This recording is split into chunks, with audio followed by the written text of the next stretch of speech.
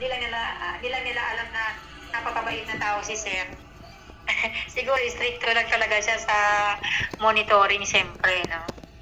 So, tingnan mo yung mga ganun, ano, we will use our authority given by God na sa peace and order. Kung halimbawa, police tayo, peace and order talaga na magbibigay talaga ng kabutihan, no, sa mga tao.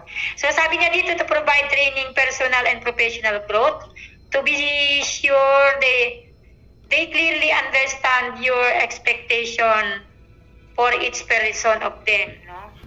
So, yun nga, pag nagdi-disseminate ka kasi ng batas, ay kailangan isasagawa mo talaga ng ayos, no? Para hindi tayo mapupulaan ng disorder. Provide resources needed to do their work with excellence, no? Isusustain naman lahat ni Lord ang mga pangangailangan natin habang tayo ay gumagawa sa kanyang kaharian. Offer a safe environment where team member can share their struggle and failure. Okay. Yun nga na kailangan yung safe environment din, siyempre, yung dito yung kailangan, yung hindi rin sila nalalagay sa very critical na area o kapaligiran, no?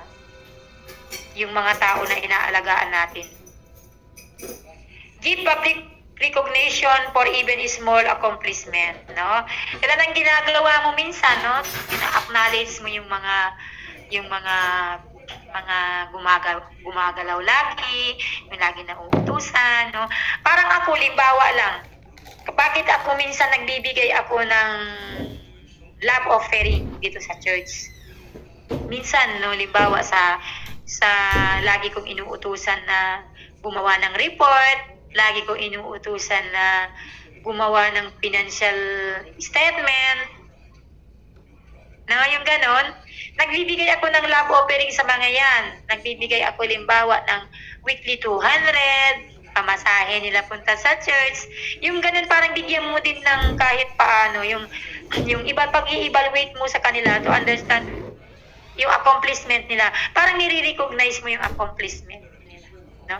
Tulad no, nung nag-take ako ng exam nung last Sunday. So, walang tatayo sa pulpito. Nag-assign ako ng isang magpipreach. Yun nga, yung dapat ikaw sana mag-preach nun eh. Pero wala ka na, nakaalis ka na nun. Tapos, nag-assign